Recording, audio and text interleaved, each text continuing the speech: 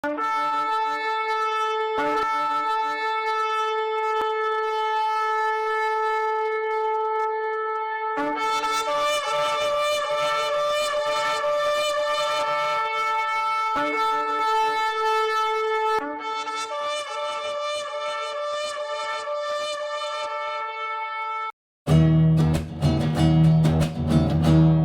adoradores obedecen y sirven en medio de las pruebas. Los adoradores obedecen y sirven en medio de las pruebas. Los adoradores obedecen y sirven en medio de las pruebas. Los adoradores obedecen y sirven en medio de las pruebas. Los adoradores obedecen y sirven en medio de las pruebas. Los adoradores obedecen y sirven en medio de las pruebas. Los adoradores obedecen y sirven en medio de las pruebas. Los adoradores obedecen y sirven en medio de las pruebas. Los adoradores obedecen y sirven en medio de las pruebas. Los adoradores obedecen y sirven en medio de las pruebas. Los adoradores obedecen y sirven en medio de las pruebas. Los adoradores obedecen y sirven en medio de las pruebas.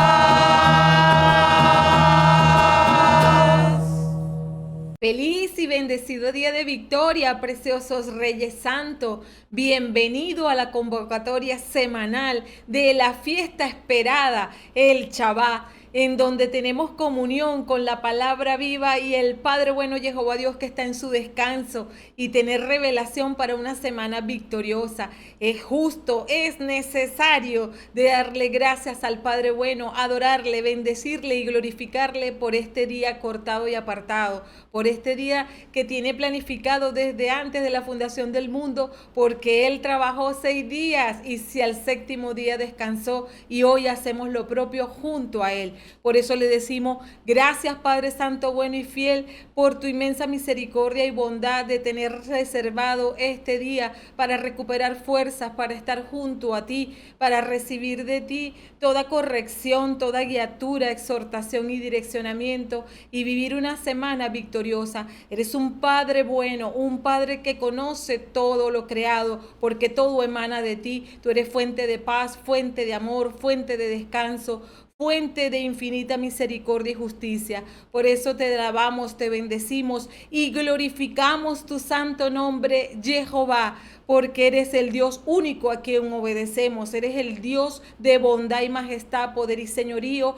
a quien nos sometemos. Eres tú, Padre Santo, bueno y fiel, el Dios que sostiene todo lo creado y que amamos obedecer tu gobierno. Amamos tus mandamientos que ya no nos son gravosos, porque todo procede de tu esencia divina de amor perfecto, que conduces a todos tus hijos amados a vivir en la perfección de tu senda estrecha, para gozar luego de tu presencia infinita en la Nueva Jerusalén. Por eso, Padre bueno de la gloria, hoy te alabamos, hoy te bendecimos y hoy te glorificamos, y te damos gracias por este regalo reparador de un día de descanso junto a tu presencia. Y decimos, Padre Santo, llenos de gozo y llenos de júbilo, porque es para nosotros realmente una infinita felicidad que el Shabbat es nuestra delicia. El Shabbat es nuestra delicia. ¡Feliz Shabbat Shalom! ¡Feliz Shabbat Shalom! Damos apertura a este precioso Shabbat Shalom. Amén, amén y amén. Amén, amén y amén. Lecturas del segundo Shabbat del 13º mes bíblico. La primera lectura es de Isaías 50, versos del 4 al 7. El mismo Señor Jehová me ha dado una lengua de discípulo, para que yo sepa reconfortar al fatigado con una palabra de aliento. Cada mañana Él despierta mi oído para que yo escuche como un discípulo. El Señor Jehová abrió mi oído y yo no me resistí ni me volví atrás. Ofrecí mis espaldas a los que me golpeaban y mis mejillas a los que me arrancaban la barba. No retiré mi rostro cuando me ultrajaban y escupían, pero el Señor Jehová viene en mi ayuda. Por eso no quedé confundido, por eso endurecí mi rostro como el pedernal, y sé muy bien que no seré defraudado. Amén. El salmo es el 22, en sus versos del 8 al 9, del 17 al 18b, del 19 al 20 y del 23 al 24.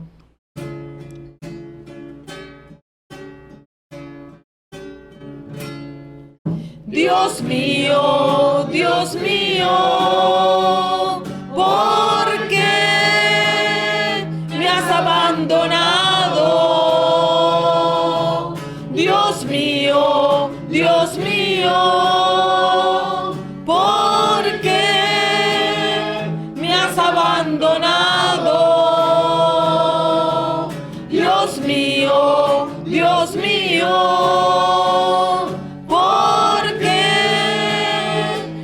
abandonado. Dios mío, ¿por qué me has abandonado?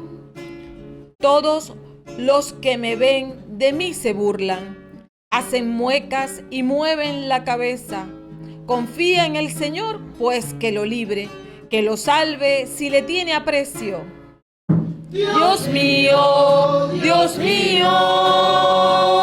¿por qué me has abandonado? Dios mío, ¿por qué me has abandonado? Como perros de presa me rodean, me acorrala una banda de malvados. Han lastimado mis manos y mis pies. Pudieron contar todos mis huesos. Dios mío, ¿por qué me has abandonado? Dios mío, ¿por qué me has abandonado? Reparte entre sí mis vestiduras y mi túnica la tiran a la suerte. Pero tú, Señor, no te quedes lejos. Fuerza mía, corre a socorrerme. Dios mío, ¿por qué me has abandonado? Dios mío, ¿por qué me has abandonado? Yo hablaré de tu nombre a mis hermanos. Te alabaré también en la asamblea. Alaben al Señor sus servidores. Todo el linaje de Jacob lo aclame. Toda la raza de Israel lo tema. Dios mío, ¿por qué me has abandonado? Dios mío, ¿por qué me has abandonado? Dios mío, ¿por qué me has abandonado? Dios mío, ¿por qué me has abandonado? Segunda lectura, Filipenses 2, del 6 al 11. Él compartía la naturaleza divina y no consideraba indebida la igualdad con Dios. Sin embargo, se redujo a nada, tomando la condición de siervo, y se hizo semejante a los hombres, y encontrándose en la condición humana, rebajó a sí mismo, haciéndose obediente hasta la muerte y muerte de cruz. Por eso Dios lo engrandeció y le dio el nombre que está sobre todo nombre, para que al nombre de Jesús se doble toda rodilla en los cielos, en la tierra y entre los muertos, y toda lengua proclame que Cristo Jesús es el Señor, para gloria de Dios Padre. Amén. El Evangelio es de Marco, capítulo 14, desde el verso 1 hasta el capítulo 15, verso 47. Faltaban 2 días para la Pascua y los ácimos. Los sumos sacerdotes y los escribas andaban buscando cómo prender a Jesús a traición y darle muerte. Pero decían: no será durante la fiesta, para que el pueblo no se alborote. Estando Jesús en Betania, en casa de Simón el leproso, sentado a la mesa, llegó una mujer con un frasco de perfume muy caro, de nardo puro. Quebró el frasco y se lo derramó sobre la cabeza. Algunos comentaban indignados: ¿A qué viene este derroche de perfume? Se podía haber vendido por más de 300 denarios para dárselo a los pobres. Y reprendían a la mujer, pero Jesús replicó: ¿Por qué molestan a esta mujer? Lo que ha hecho conmigo es realmente una buena obra. Siempre tienen a los pobres con ustedes, pero a mí no me tendrán siempre. Al derramar este perfume sobre mi cuerpo, ella prepara mi entierro. En verdad les digo, donde quiera que se proclame el Evangelio, en todo el mundo se contará también su gesto y será su gloria. Judas Iscariote, uno de los 12, fue a los sumos sacerdotes para entregárselo. Al oírlo, se alegraron y le prometieron darle dinero. Él andaba buscando ocasión propicia para entregarlo. El primer día de los ácimos, cuando se sacrificaba el cordero pascual, le dijeron a Jesús sus discípulos: ¿Dónde quieres que vayamos a prepararte la cena de Pascua?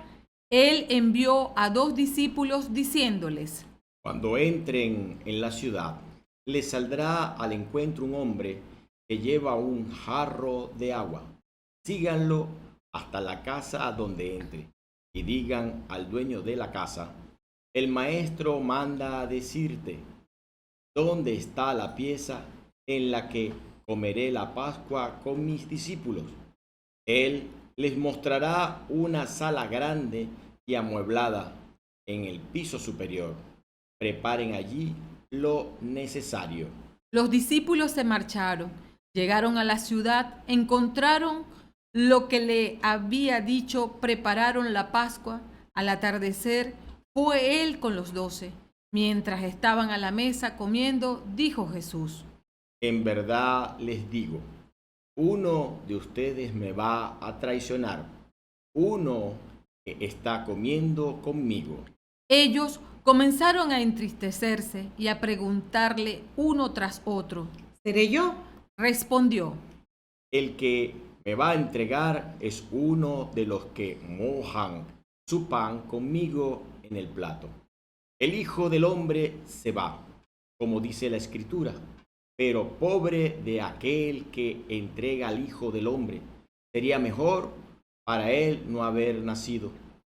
Mientras comían, tomó pan y pronunciando la bendición, lo partió y se lo dio diciendo: Tomen y coman, esto es mi cuerpo.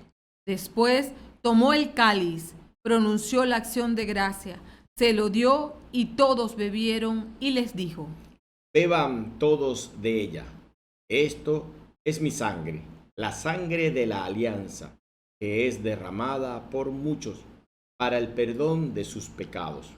Y les digo que desde ahora no volveré a beber del fruto de la vid hasta el día en que lo beba nuevo con ustedes en el reino de mi Padre. Después de cantar el himno, salieron para el monte de los Olivos. Jesús les dijo: Todos ustedes caerán esta noche. Ya no sabrán qué pensar de mí.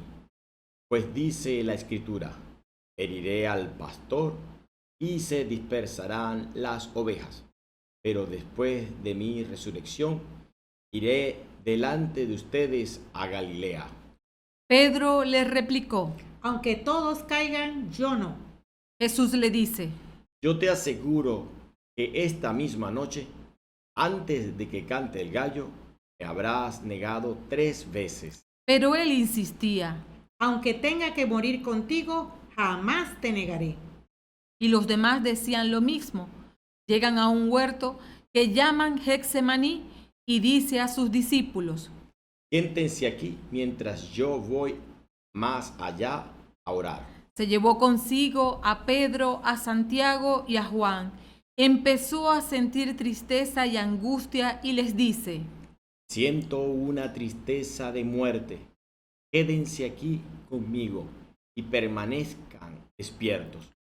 Y adelantándose un poco, cayó en tierra y rogaba que si era posible se alejase de él aquella hora, y decía: Abba, Padre, si es posible, que esta copa se aleje de mí, pero no se haga lo que yo quiero, sino lo que quieres tú. Vuelve y al encontrarlos dormidos dice a Pedro: De modo que no pudieron permanecer despiertos ni una hora conmigo. Estén despiertos y recen para que no caigan en la tentación. El espíritu es animoso, pero la carne es débil. De nuevo se apartó y oraba repitiendo las mismas palabras. Volvió y los encontró otra vez dormidos, porque sus ojos se les cerraban. Los dejó, pues, y fue de nuevo a orar por tercera vez, repitiendo las mismas palabras. Vuelve por tercera vez y les dice: Ahora pueden dormir y descansar. Ha llegado la hora y el Hijo del Hombre es entregado en manos de pecadores. Levántense, vamos, el traidor está a punto de llegar. Todavía estaba hablando cuando se presenta Judas, uno de los 12, y con él gente con espadas y palos, mandada por los sumos sacerdotes, los escribas y los ancianos. El traidor les había dado una contraseña diciéndoles: Al que yo dé un beso, ese es. Deténganlo y llévenlo bien custodiado. Y en cuanto llegó, acercándose, le dice: Maestro, maestro. Y lo besó. Ellos le echaron mano y lo prendieron, pero uno de los presentes, desenvainando la espada, de un golpe le cortó la oreja al criado del sumo sacerdote. Jesús tomó la palabra y les dijo: A lo mejor buscan a un ladrón y por eso salieron a detenerme con espadas y palos. ¿Por qué no me detuvieron cuando día tras día estaba entre ustedes enseñando en el templo? Pero tienen que cumplirse las Escrituras. Y todos lo abandonaron y huyeron. Lo iba siguiendo un muchacho envuelto en una sábana y le echaron mano, pero él, soltándose la sábana, se les escapó desnudo. Condujeron a Jesús a casa del sumo sacerdote y se reunieron todos los sumos sacerdotes y los escribas y los ancianos. Pedro lo fue siguiendo de lejos hasta el interior del patio del sumo sacerdote y se sentó con los criados a la lumbre para calentarse. Los sumos sacerdotes y el Sanedrín en pleno buscaban un testimonio contra Jesús para condenarlo a muerte y no lo encontraban, pues aunque muchos daban falso testimonio contra él, los testimonios no concordaban, y algunos poniéndose de pie daban falso testimonio contra él, diciendo: Nosotros le hemos oído decir: Yo destruiré este templo hecho por la mano del hombre, y en 3 días construiré otro, no hecho por hombres. Pero ni siquiera en esto concordaban los testimonios. El sumo sacerdote, levantándose y poniéndose en el centro, preguntó a Jesús: ¿No tienes nada que responder? ¿Qué son estos cargos que presentan contra ti? Pero él callaba sin dar respuesta. De nuevo le preguntó el sumo sacerdote. ¿Eres tú el Mesías, el Hijo de Dios bendito? Jesús contestó: Yo soy, y un día verán al Hijo del Hombre sentado a la derecha de Dios poderoso y viniendo en medio de las nubes del cielo.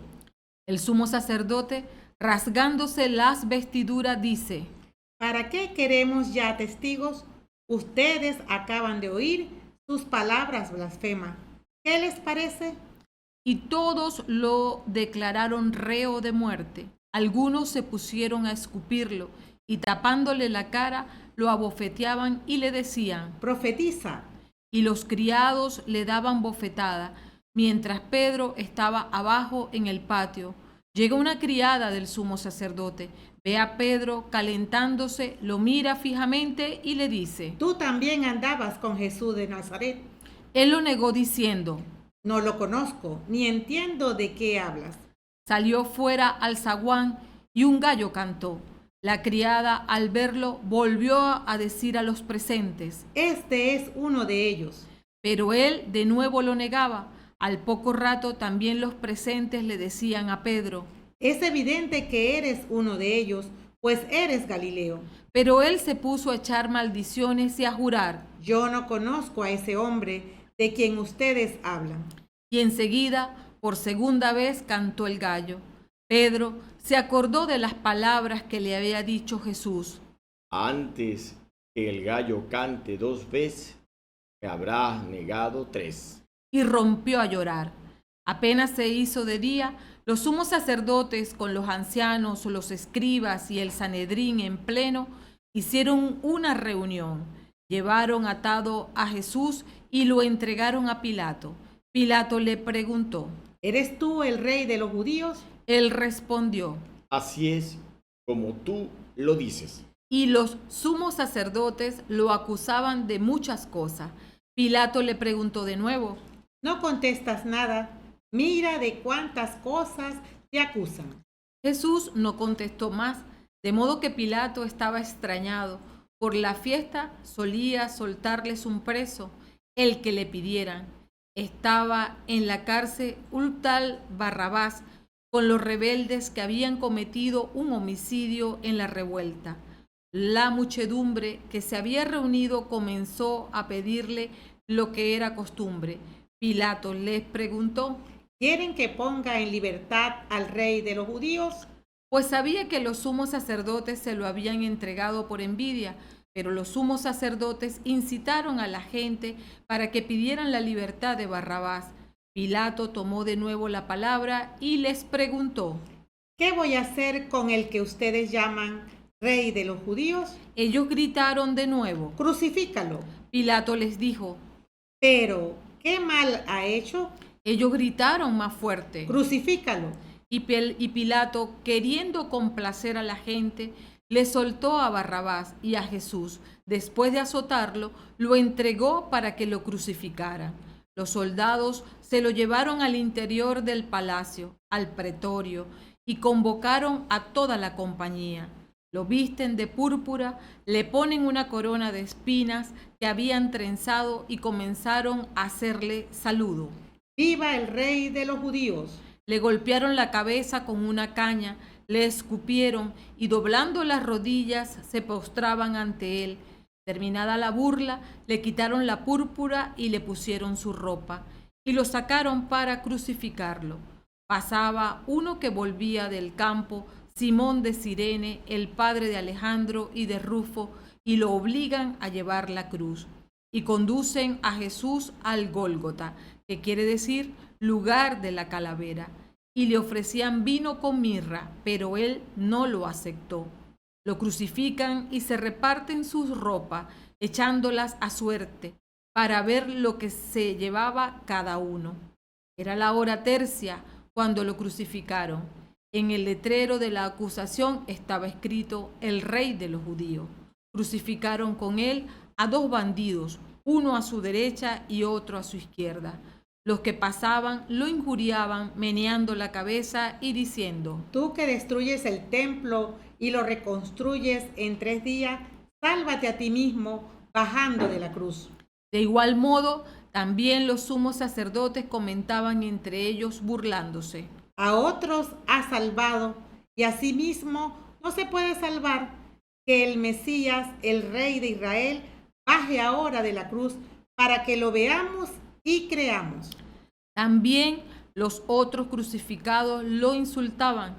Al llegar la hora sexta, toda la región quedó en tinieblas hasta la hora nona, y a la hora nona Jesús clamó con voz potente: Eloí, Eloí, lama sabactani, que significa: Dios mío, ¿por qué me has abandonado? Algunos de los presentes al oírlo decían: Está llamando a Elías. Y uno echó a correr y empapando una esponja en vinagre, la sujetó a una caña y le daba de beber, diciendo: Veamos si viene Elías a bajarlo. Y Jesús, dando un fuerte grito, expiró. El velo del templo se rasgó en dos, de arriba abajo. El centurión que estaba enfrente, al ver cómo había expirado, dijo: Verdaderamente este hombre era hijo de Dios. Había también unas mujeres que miraban desde lejos, entre ellas María la Magdalena, María la madre de Santiago el menor y de José, y Salomé, las cuales cuando estaban en Galilea lo seguían y servían, y otras muchas que habían subido con él a Jerusalén. Al anochecer, como era el día de la preparación, víspera del sábado, vino José de Arimatea, miembro noble del Sanedrín, que también aguardaba el reino de Dios. Se presentó decidido ante Pilato y le pidió el cuerpo de Jesús. Pilato se extrañó de que hubiera muerto ya y, llamando al centurión, le preguntó si hacía mucho tiempo que había muerto. Informado por el centurión, concedió el cadáver a José. Este compró una sábana y, bajando a Jesús, lo envolvió en la sábana y lo puso en un sepulcro excavado en una roca y rodó una piedra a la entrada del sepulcro. María Magdalena y María, la madre de José, observaban dónde lo ponían. Amén. Ley espiritual. En Marcos 14 son los versos 36 y 38. Y decía: Abba Padre, todo te es posible. Aleja de mí este cáliz, pero que no se haga mi voluntad sino la tuya. Estén despiertos y oren para no caer en la tentación, pues el espíritu es animoso, pero la carne débil. En el complemento, Isaías 50 es el verso 7. El Señor Jehová está de mi parte, y por eso no me molestan las ofensas. Por eso puse mi cara dura como piedra, y yo sé que no quedaré frustrado. En Filipenses 2 es el verso 11. Y toda lengua proclame que Cristo Jesús es el Señor, para gloria de Dios Padre. En el Salmo 22 el verso es el 24. Alaben al Señor sus servidores, todo el linaje de Jacob lo aclame, toda la raza de Israel lo tema. La ley y complemento sin referencias de citas bíblicas, y decía: Abba Padre, todo te es posible, aleja de mí este cáliz, pero que no se haga mi voluntad sino la tuya. Estén despiertos y oren para no caer en la tentación, pues el espíritu es animoso, pero la carne débil. El Señor Jehová está de mi parte, y por eso no me molestan las ofensas.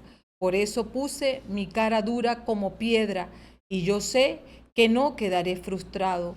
Y toda lengua proclame que Yeshua HaMashiach es el Señor, para gloria de Dios Padre. Alaben al Señor sus servidores, todo el linaje de Jacob lo aclame, toda la raza de Israel lo tema. Amén. El título: Los adoradores obedecen y sirven en medio de las pruebas. Amén. Introducción. En el Evangelio se presenta el enfoque del discípulo como rey, quien debe afrontar la presión de perseverar sirviendo en el propósito dado por Jehová a costa de su propia vida. Todo rey es el primero que se debe sujetar al mandato de Jehová, exponiendo su vida continuamente para sostener a salvo a todas las personas y al territorio sobre el que gobierna. La primera lectura, aunque se centra en las características del don profético, nos muestra que los 3 dones conferidos en el bautismo, a saber, el de profeta, el de sacerdote y finalmente el de rey, no son habilitados experiencialmente en quien no se hace consciente de que fundamentalmente debe tener la identidad de discípulo para desarrollar la habilidad de estar sujeto a la disciplina que impone la palabra de Jehová Dios. En la segunda lectura se perfila al discípulo como sacerdote, donde continuamente se ofrece a sí mismo como sacrificio vivo, agradable a Jehová Dios, en virtud de interceder por la salvación del prójimo, a imitación del ministerio de Yeshua HaMashiach, quien destruyó toda cadena infernal, derrotando toda obra del maligno con derroche de sacrificios y humildad, destacándose por su obediencia a los mandatos del Creador para consumar el plan de la redención en toda la creación. En el Salmo, al igual que en la segunda lectura, se contrasta el sufrimiento pasajero con la recompensa eterna, por lo que se anima a todos los siervos discípulos a recobrar ánimos en medio de las pruebas, que no son nada en comparación con las recompensas eternas, por lo que se nos anima a alabar en todo tiempo la fidelidad de Jehová Dios. El Evangelio está tomado de Marcos y vamos a separarlos por capítulo. En el diagnóstico trataremos con Marcos capítulo 14. En los versos del 1 al 11, el 10º día del primer mes, el mismo día en que el Cordero Pascual era seleccionado, Yeshua entró en Jerusalén montado sobre un pollino de asna. Este era el anuncio de que Yeshua es el Cordero de Pesach. Mientras toda la gente estaba seleccionando sus corderos pascuales, el Todopoderoso orquestó esta declaración del Cordero Pascual. Así como el cordero tenía que ser tomado desde el día 10 del primer mes para ser examinado, que no tuviera defecto alguno, Yeshua hizo su entrada triunfal a Jerusalén en ese día y pasó los 4 días siguientes siendo examinado por los diferentes grupos religiosos sin que hubiesen encontrado algo de qué culparlo. Yeshua tenía 2 cosas en mente: celebrar la Pascua y prepararse para ser el Cordero Pascual. Los jefes de los sacerdotes y los maestros de la ley tramaron la muerte de Yeshua en los versos 1 al 2. El verso 1 comienza el día 12 de Abí, faltaban 2 días para la fiesta de Pascua y de los panes ácimos. Yeshua sabía que entregaría su vida el día 14 de Abí en Pascua, a diferencia de los sacerdotes y ancianos, quienes querían matarlo en un tiempo posterior, de acuerdo al verso 2. No durante la fiesta, para que no se alborote el pueblo, pues vieron la popularidad de Yeshua en la entrada triunfal y su autoridad en el monte del templo. La unción de Yeshua en Betania, en los versos del 3 al 9. Betania está a 1 hora de Jerusalén. Yeshua está en casa de Simón el leproso. Mientras estaban comiendo, entró una mujer con un frasco precioso como de mármol, lleno de un perfume muy caro, de nardo puro. Quebró el cuello del frasco y derramó el perfume sobre la cabeza de Jesús. Marco no menciona el nombre de la mujer, pero Juan 12, del 2 al 3, nos dice que era María, la hermana de Lázaro, quien ungió los pies de Yeshua con 1 libra de perfume de nardo puro de mucho precio. Probablemente era su dote matrimonial, según Marcos 14, 5, costaba 300 denarios, el equivalente al trabajo de todo un año. Marcos dice que fue derramado en la cabeza, Juan en los pies, por lo que probablemente fue esparcido desde la cabeza hasta los pies. Al esparcirlo sobre la cabeza, resalta el rol de Yeshua como rey, y en los pies el rol de esclavo servidor de su amo, Jehová Dios Altísimo. Cabeza no para servirse, sino para ser esclavo de los demás. Yeshua no pensaba en su propio beneficio, sino que vino a hacer la voluntad de su Padre. Como Yeshua, se necesita enfoque en el propósito. Si no estamos dispersos en la oportunidad, y eso es concupiscencia. Marco no indica quién hace el comentario del verso 4. Entonces, algunos se indignaron y decían entre sí, ¿cómo pudo derrochar este perfume? Pero Juan 12, versos del 4 al 6, dice que fue Judas quien buscaba en todo momento su beneficio personal. Quien así actúa es un carnal magmónico. Yeshua les responde en los versos del 7 al 8, déjala. Ella tenía reservado este perfume para el día de mi sepultura. A los pobres los tienen siempre con ustedes, pero a mí no me tendrán siempre. Yeshua ratifica a los pobres, les da las limosnas, las ofrendas, lo de valor, lo primero, lo mejor es para Jehová Dios. María había entendido esto y recibió la revelación que Yeshua moriría pronto. Mientras sus discípulos deseaban distraerlo de su propósito, ella dio su mayor ofrenda, cuya recompensa se pierde de vista. La memoria de este acto se hizo perpetuo, de acuerdo al verso 9. En verdad les digo, donde quiera que se proclame el Evangelio, en todo el mundo se contará también su gesto y será su gloria. Nada se considera demasiado bueno como para dárselo a Él. Si vas a dar al Señor, dale lo mejor, lo excelente, lo exclusivo. Dale de una manera extravagante, dale con alegría, sabiendo que es a Jehová Dios a quien das. Se recuerda a otro que dio de esa manera. ¿A quién? A la viejita que dio todo lo que tenía, sus 2 monedas, en Marcos 12, 42. Judas planeó entregarle en los versos del 10 al 11. Vemos que la traición viene de adentro. A Judas Iscariote, los jefes de los sacerdotes prometieron darle dinero por entregar a Yeshua. Y en Mateo 26:15 revela el pago acordado, que fue de 30 monedas de plata, precio fijado para resarcir el daño de un buey a un esclavo, en Éxodo 21:32. Judas tenía mayor inclinación por su dios Magmón que por Yeshua Hamashia. Y nadie puede servir a 2 señores, porque aborrecerá a uno y amará al otro, o bien se interesará por el primero y menospreciará al segundo. No se puede servir a Dios y al dinero. Esto es de acuerdo a Mateo 6:24. Cuando eres gobernado por Magmón, se corrompe tu alma y haces sin dudar lo que es vergonzoso. Te mueves por conveniencia o placer. Prefieres tus comodidades antes que a Jehová Dios. Entonces eres peor que Judas, buscas beneficio propio de manera egoísta desde tu propia carne. Como reyes, se debe estar sujeto a Jehová bajo el auxilio del Ruach HaKodesh, reflejando a Yeshua que en todo hizo la voluntad del Padre.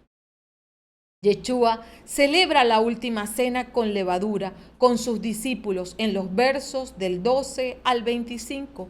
La Pascua comenzaba al ponerse el sol en el inicio del día 14, siendo una celebración que él anhelaba, como lo dice en Lucas 22:15, y les dijo, yo tenía gran deseo de comer esta Pascua con ustedes antes de padecer.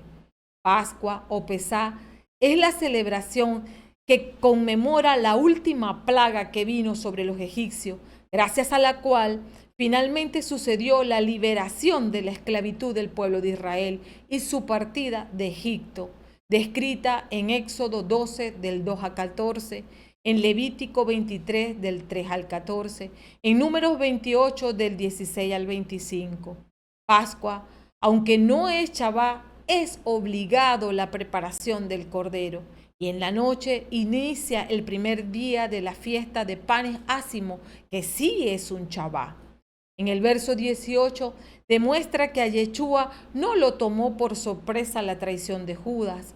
Conocía el corazón de cada uno y mientras estaban a la mesa comiendo les dijo, Les aseguro que uno de ustedes me va a entregar, uno que comparte mi pan. Algo que seguramente sorprendió a los discípulos, porque ninguno de ellos, a excepción de Judas, buscaría entregar al maestro. En los versos del 19 al 20 empezaron a preguntarle uno a otro, ¿seré yo? Él les respondió, es uno de los 12, uno que moja su pan en el plato conmigo. Todos los discípulos mojaban el pan en el plato de Yeshua, por lo que esta frase identificaba al traicionero como a un amigo, lo que hace peor su traición. En los versos del 22 al 24, durante la comida Jesús tomó pan y después de pronunciar la bendición lo partió y se lo dio diciendo, tomen, esto es mi cuerpo. Tomó luego una copa y después de dar gracias se la entregó y todos la bebieron de ella y les dijo, esto es mi sangre, la sangre de la alianza que será derramada por muchos. Lo que Yeshua hizo en esta cena fue instruir a sus discípulos respecto a que la próxima vez que partieran el pan y bebieran del vino, lo hicieran en memoria de la nueva alianza que Yeshua estaba a punto de establecer a través de su muerte en la cruz. No hay una indicación alguna de cuándo llevar a cabo la partición del pan, de la manera en que Yeshua la enseñó a sus discípulos. Pero cuando lo hagamos de esa manera, hagámoslo con la reverencia que sugiere Pablo, haciéndolo de una manera digna, como lo dice en 1 Corintios 11, del 27 al 28, que cada uno se examine a sí mismo antes de comer este pan y beber esta copa, porque si come y bebe sin discernir el cuerpo del Señor, come y bebe su propia condenación. Es mantener presente el sacrificio de salvación hecho en la cruz, con el que se da cumplimiento a la nueva alianza de salvación en Yeshua. Antes de la fiesta de los panes sin levadura, se saca toda la levadura de la casa. Siendo Judas la levadura corrompida, salió del grupo, como lo dice Juan 13:30, y enseguida, después de recibir el bocado, Judas salió, ya era de noche.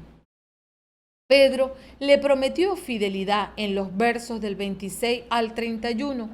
Después de cantar los salmos del Giliel, del 113 al 118, se dirigen al monte de los olivos y en el verso 27 Yeshua les dijo, todos ustedes caerán esta noche, pues dice la Escritura, heriré al pastor y se dispersarán las ovejas. Yeshua está citando Zacarías 13:7. En el momento más difícil, los discípulos iban a abandonar a Yeshua. Los eventos de esta noche serían muy confusos para ellos y de gran obstáculo para su devoción a Él. Pero para ellos era imperceptible con cabeza fría traicionar al Maestro. Por ello, en el verso 29, Pedro le dijo, aunque todos tropiecen y caigan, yo no. A lo que Yeshua le contestó en el verso 30, en verdad te digo que hoy, esta misma noche, antes de que el gallo cante por segunda vez, me habrás negado 3 veces. Satanás está activo para descarriar a los más confiados. Pedro dice que no, pero detrás no había un espíritu fortalecido. No imaginaban la alta presión a la que serían sometidos y que sucumbían ante ello, por no haber velado en la oración. La adoración es la oración. En la oración es lo que me va a permitir a mí permanecer. Yeshua ora en el Getsemaní en los versos del 32 al 42. Yeshua preparó a sus discípulos para que tuviesen fortalecido en los acontecimientos que se sucederán en las próximas horas. Ahora le tocaba a él confortar su propia alma y requería ser alimentado por el Espíritu del Padre para recibir fuerzas y quedar habilitado en obedecer a cabalidad el plan de salvación. Lo alcanzó retirándose al monte de los olivos en el Getsemaní, que significa prensa de aceite. Yeshua experimentó la mayor presión de toda su vida. Y en el primer verso de la ley espiritual, el 36, y decía, Abba, Padre, todo te es posible. Aleja de mí este cáliz, pero que no se haga mi voluntad sino la tuya. En su carne, Yeshua experimentó la opresión, que no era a la muerte, sino a los momentos que pasaría en la cruz, cargando el peso del pecado de la humanidad y quedaría separado del Padre. Acude a la intercesión de los discípulos del anillo de confianza para velar en oración y pedir fortaleza que se requiere para atravesar todo lo que debía padecer, pero no recibió de ellos el acompañamiento que les requería. Los 3 discípulos no se habían alarmado en lo absoluto, porque en efecto pudieron dormir durante aquellos momentos tan dramáticos. Y Pedro ni siquiera estaba perturbado porque él iba a negar al Maestro. Yeshua libró una lucha intensa contra la tentación de no morir, porque en realidad no lo merecía, pero se sometió en obediencia a la voluntad del Padre hasta la muerte. Yeshua muestra amor y pasión, amor que es ir consciente al compromiso por asumir. Es voluntario, no hay quien te detenga, eres consciente de los sacrificios a afrontar. Y pasión es la seguridad de cumplir el propósito sin importar el sufrimiento del proceso. Aunque te duele, te perfecciona. En medio de su agonía, como buen maestro, aconseja a sus discípulos en el 2.º verso de la ley espiritual, el verso 38. Estén despiertos y oren para no caer en la tentación, pues el espíritu es animoso, pero la carne es débil. Pero los discípulos no perseveraron en carácter, porque en la vigilia todos se durmieron. El espíritu se alimenta de la comunión en adoración, el alma de lo que ve, oye y habla, mediante la palabra de Jehová Dios, que ellos no retuvieron en su mente. Yeshua sabía que su muerte en la cruz era la satisfacción plena ante Jehová Dios del pecado por la raza humana, por lo que en él la humanidad restaura su lugar en la presencia de Jehová Dios. Este éxito estaba sujeto ¿a qué? A su obediencia. Yeshua es detenido en los versos del 43 al 52. Este hecho tampoco lo toma por sorpresa, como lo manifiesta previamente en el verso 42. Levántense, vámonos, ya viene el que me va a entregar. A la medianoche, antes de que el cordero de Pesat fuese sacrificado, Yeshua fue arrestado. Llevan a cabo lo que habían dicho, pero no iban a hacer, que era el detener a Yeshua durante los días de fiesta. Aquí tenemos el relato de uno de los más viles actos de traición. Judas conocía el lugar al que el Señor habitualmente se retiraba a orar y descansar y guió a los enemigos hasta allí. Yeshua no se destacaba de sus discípulos en apariencia, lo que ameritó que Judas lo identificara en el verso 45. Apenas llegó Judas, se acercó a Jesús y le dijo: Maestro, maestro, y lo besó. El saludo con un beso en la cultura judía es habitual entre el maestro con su discípulo. Por Juan 18:10 sabemos que quien saca la espada es Pedro. En los versos 51 al 52, un joven seguía a Jesús envuelto solo en una sábana y lo tomaron, pero él, soltando la sábana, huyó desnudo. Muchos comentaristas bíblicos concuerdan que este joven era el mismo evangelista Marco, dado por la precisión de los detalles que a la hora de la huida los discípulos no atenderían, siendo su humilde manera de decir: yo estuve allí. Yeshua, sometido a juicio ante el Sanedrín en los versos 53 al 65, en la madrugada del 14 de Abib. Los guardias llevaron a Yeshua ante el sumo sacerdote. Marco no dice su nombre, pero por el Evangelio de Juan conocemos los detalles del recorrido. Lo llevaron primero ante Anás, porque era suegro de Caifás, sumo sacerdote de aquel año, según Juan 18:13. Y luego Anás lo mandó a Caifás, sumo sacerdote, según Juan 18:24, para ser juzgado ante una sesión clandestina del concilio del Sanedrín, que se llevó a cabo en la oscuridad antes del amanecer, como una obra del diablo. Lo más probable es que estaban los más corruptos allí en la casa de Caifás. Primero, el juicio es nulo, totalmente fraudulento. Existió una violación del proceso existente.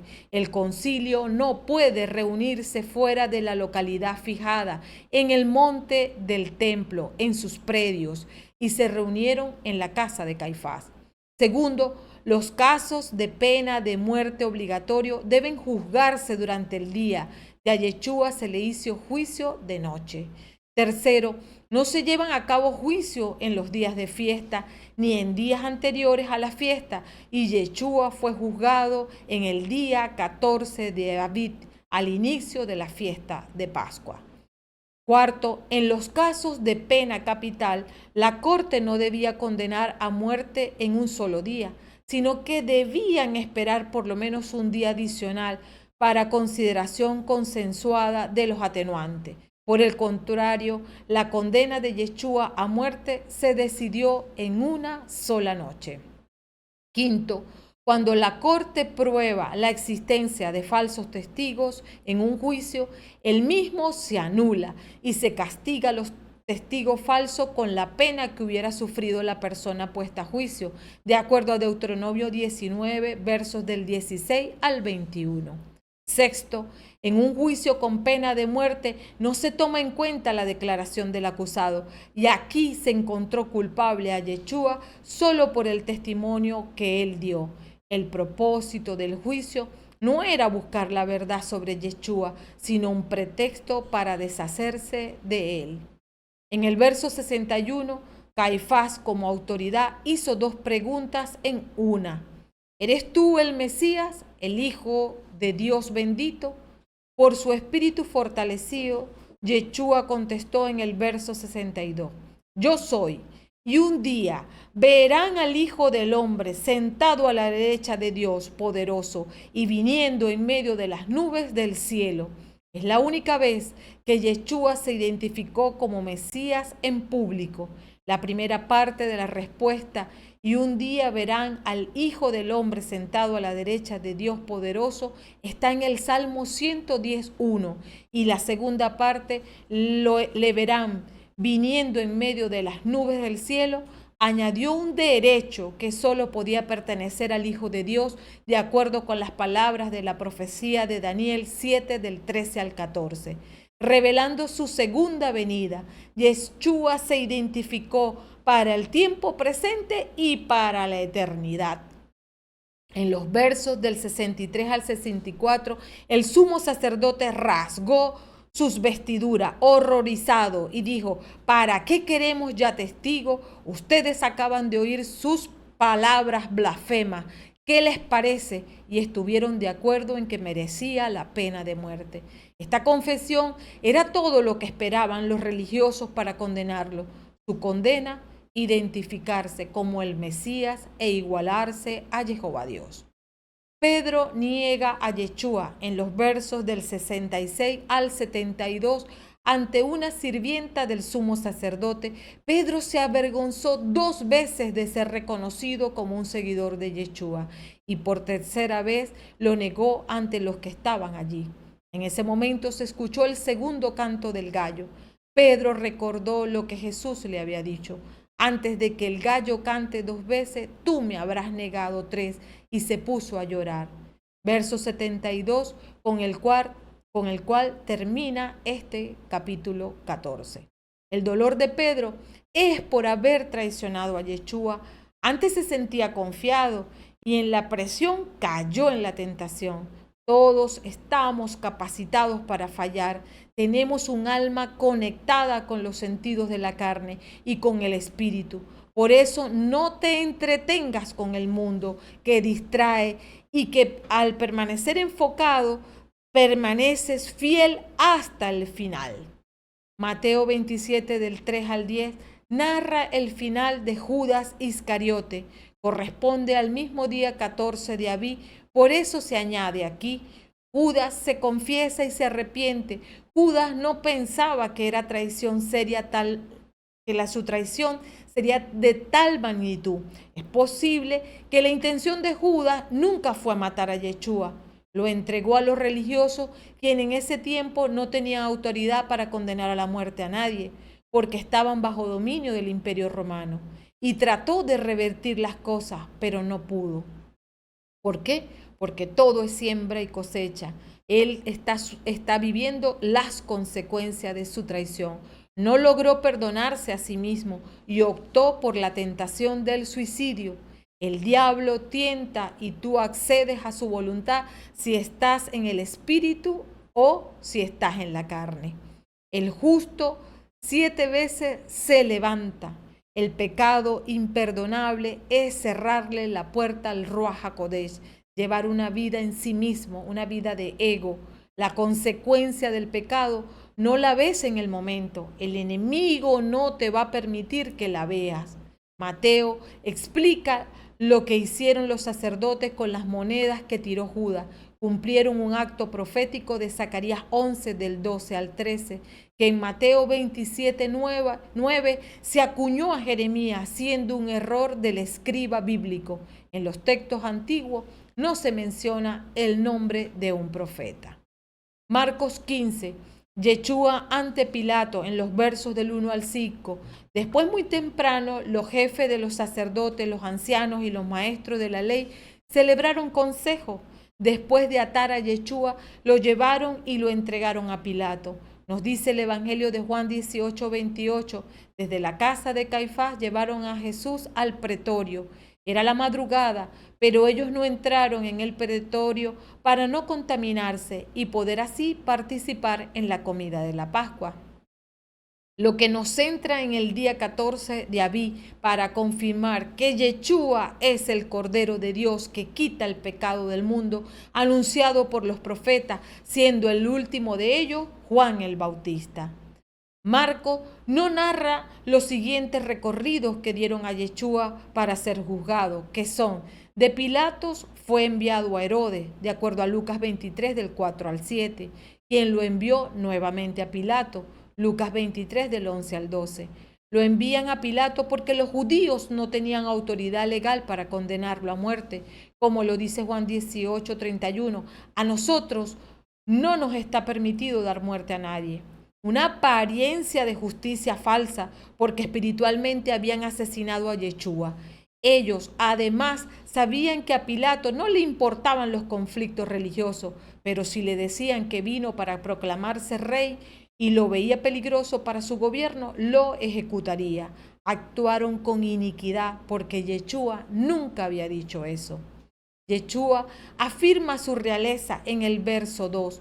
Pilato le preguntó: ¿eres tú el rey de los judíos? Jesús respondió: así es, como tú lo dices. Que en el Evangelio de Juan 18 describe con mayor detalle en los versos del 36 al 39.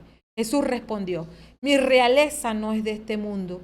Si mi realeza fuera de este mundo, los que están a mi servicio habrían combatido para que yo no fuera entregado a los judíos. Pero mi realeza no es de aquí. Pilato le dijo: ¿entonces tú eres rey? Jesús respondió: tú lo dices, yo soy rey. Para esto he nacido y he venido al mundo, para dar testimonio de la verdad. El que es de la verdad, escucha mi voz.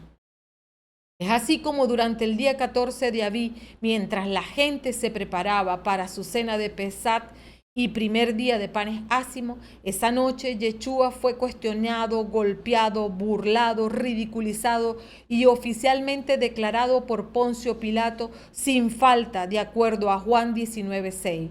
Tal como el cordero de Pesach debía ser sin defecto, de acuerdo a Éxodo 12:5. Así fue el cordero, el Mesías, sin falta. Finalmente, la gente pidió la crucifixión de Yeshua. Yeshua condenado y Barrabás liberado en los versos del 6 al 15. Pilato se sorprendió que Yeshua no argumentó para sí ninguna defensa y supo que lo habían entregado por cuestiones de rivalidad. En el verso 10, Yeshua no respondió porque lo hizo para dar cumplimiento a la voluntad de Jehová Dios. Cada año, en ocasión de la Pascua, Pilato solía dejar en libertad a un preso, a elección del pueblo. Se eligió entre Barrabás y Yeshua y finalmente la gente pidió la crucifixión de Yeshua. En Mateo 27-24, Pilato se lava las manos y su declaración por el acto de lavarse las manos es: si va a la muerte, Yeshua no es válido ante el gobierno romano, solo lo hace por complacencia al pueblo judío. Y al igual que Judas, Pedro y los discípulos cedió ante la presión del pueblo. Palabras de un romano que tienen basamento en Deuteronomio 21 del 6 al 7. Se cumplen las palabras proféticas que deliberadamente dijo el sumo sacerdote Caifás en Juan 11:50. ¿No les parece preferible que un solo hombre muera por el pueblo y no que perezca la nación entera? Los judíos pidieron su muerte y los romanos lo torturaron y ejecutaron. Muchos se preguntarán, ¿dónde estaban los que Yeshua había sanado? Estaban en su culto religioso por la fiesta. Los que allí estaban eran los que no obedecían a Jehová, por eso no guardaban su fiesta. Porque el acusador siempre es uno que no obedece a Dios, por eso no guarda ni estima su palabra. Coronación de espina en los versos del 16 al 20. Según los historiadores de la época, la corona tenía forma de pileus, tipo de gorro que se utiliza durante un trabajo. Recubría toda la cabeza por todas partes, como un casco que iba desde la frente hasta la nuca. Los latigazos los hacían con tiras de cuero, con plomo, huesos o dientes de oveja. Entonces el plomo provocaba la contusión y los huesos y dientes afilados arrancaban la piel, músculo y lesionaban sus órganos. Isaías 56, arrancarle las barbas era de gran significado para los judíos, porque la barba representa autoridad y virilidad. En Deuteronomio 21 se le prohíbe al sacerdote judío afeitarse, por eso le arrancaban la barba, para despojarlo de su autoridad y virilidad. Traduce decirle: tú no eres nadie, ni maestro, ni hombre. Los escupitajos pueden efectuarse de dos maneras. Si dos judíos discuten y uno de ellos escupe al suelo, traduce: no te soporto, te rechazo, te repudio. Si le escupe el rostro, el insulto es grave, porque es un acto de profundo desprecio, enemistad, indignación con a quien se humilla. Es tenerlo por basura, por animal. Ahora, si a un judío lo escupe un extranjero, la ofensa es mayor, porque además traduce: eres esclavo como lo fuimos en Egipto, tiempo que fuimos olvidados por Jehová Dios. La crucifixión en los versos del 21 al 32 no tuvo su origen con Yeshua. Alejandro Magno la copió y cuando vinieron los romanos la tomaron como condena. Ya tenía más de 700 años ejecutándose. La cruz se divide en el estipe, el que se entierra permanentemente en el lugar de la crucifixión y servía para muchas ejecuciones.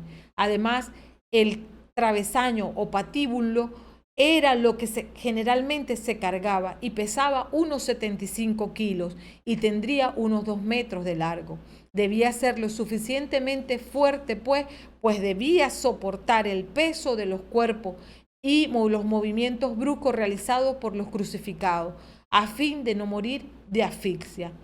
La cruz completa pesaba de 135 a 150 kilogramos. Los clavos tenían un diámetro de 2.5 pulgadas de rango, 18 centímetros, como un cincel con hierro afilado. Lo amarraban del brazo, extendían la palma de la mano y le introducían el clavo. La crucifixión era una práctica muy conocida e introducida por los medos y persas para los traidores y asesinos. Colocaban el patíbulo en la espalda, amarrado a los brazos, rozándole la nuca, y el extremo derecho de la cuerda la pasaban por delante del cuerpo y se la amarraban al pie izquierdo, de manera que Al cargar el madero era más difícil y doloroso. Así atado, estaba completamente indefenso. Si caía de bruces. Según los romanos, se debía llevar desnudo con el patíbulo y en el camino era flagelado. Pero por las costumbres judías no permitían que lo ejecutaran completamente desnudo. A Yeshua lo flagelaron primero y por la ley patria no se podía volver a flagelar. Se lo llevaron poniéndole una capa púrpura que se pegaba a sus heridas en el cuerpo y al quitarle la capa la arrancaban de sus heridas por lo que volvían a sangrar. En la estipe sobre su cabeza colocaron una tabla como cartel que decía la causa de su ejecución, INRI, acrónimo de Jesús Nazarenus Red Judaeum, cuya traducción es Jesús de Nazaret, Rey de los Judíos, de acuerdo a Mateo 27:37. Según la Escritura, Yeshua caminó 4 kilómetros, desde el Monte de los Olivos a Aqueanás, luego a Caifás, a Pilatos, Herodes, nuevamente a Pilato, luego lo flagelaron y después lo llevaron al Monte de la Calavera. Así cargó su cruz hasta que sus fuerzas se agotaron debido a sus torturas. Había perdido mucha sangre y líquido corporal producido por la sudoración. No había comido ni bebido. Tenía visión borrosa por todo esto. Le costaba mantenerse en pie. Médicamente, Yeshua padeció de anemia aguda por pérdida de sangre, hipotensión, que es tensión arterial baja, por pérdida de sangre y agua a través del sudor y respiración. Hipoglicemia, que es una baja de azúcar en sangre por el ayuno prolongado y el gasto energético aumentado. Fiebre alta por las múltiples heridas inflamadas e infectadas. Fallo renal por shock hipovolémico, que es disminución del volumen plasmático. Insuficiencia respiratoria por los anteriores eventos descritos y por daño pulmonar al ser flagelado. Visión borrosa como resultado de todos los eventos clínicos descritos y agudizado por las heridas causadas por las espinas sobre los ojos, lo que le hacía que se tambaleara y podía caerse. Le flaquearon sus piernas y los romanos llamaron a un tal Simón de Cirene que volvía del campo, quien subió a la fiesta. Esto hizo a Simón ceremonialmente no apto para participar del sacrificio de la Pascua en el monte del templo. Lo cargaron con la cruz para que la llevara detrás de Yeshua, según Lucas 23:24. Él nunca se quejó del sufrimiento físico. Yeshua cargaba la cruz de la obediencia y es la misma cruz que debemos cargar nosotros. Nunca se cayó de acuerdo a la Biblia. En la cruz fue objeto de burla de parte de la gente que pasaba cerca en los versos 29 al 30, de parte de los jefes de los sacerdotes y los maestros de la ley en los versos 31 al 32 y de los crucificados con él en el verso 32b. Muerte de Yeshua en los versos del 33 al 41. Llegado el mediodía, la oscuridad cubrió todo el país hasta las 3 de la tarde, mientras los corderos de Pesá estaban siendo sacrificados. Y a esa hora Jesús gritó con voz potente, Eloí, Eloí, lama sabactani, que quiere decir, Dios mío, ¿por qué me has abandonado? En cumplimiento del Salmo 22:2. Al oírlo, algunos de los que estaban allí dijeron, está llamando a Elías, lo que demuestra cuán profundo era su abandono de la palabra de Dios, que ya no reconocían su propio lenguaje.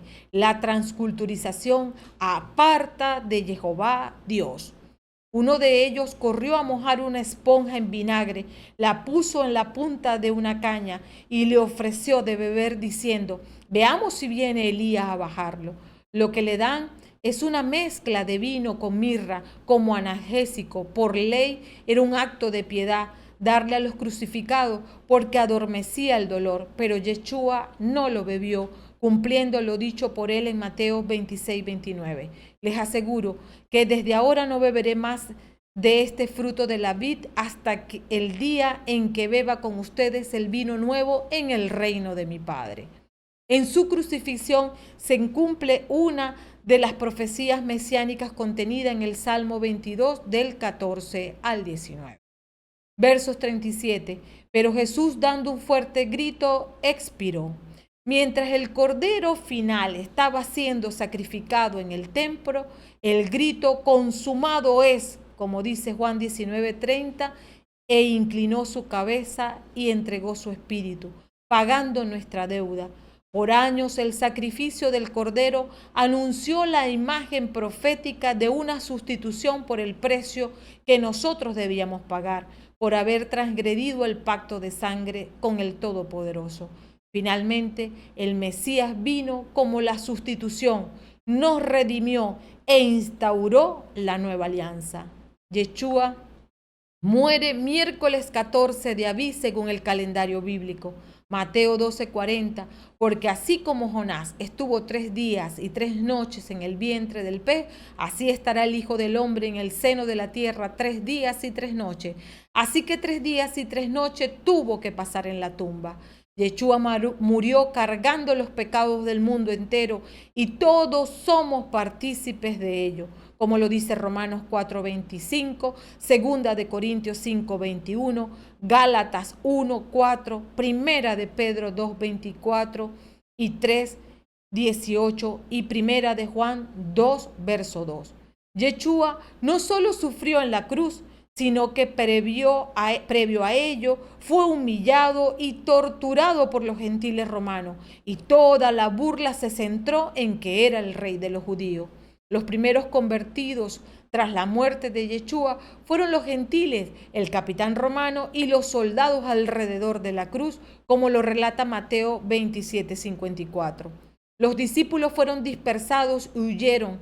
Las mujeres estuvieron al pie de la cruz, representando a la eclesía que cumple los propósitos del Padre en medio de la tribulación. Lo narra Juan 19 del 25 al 26.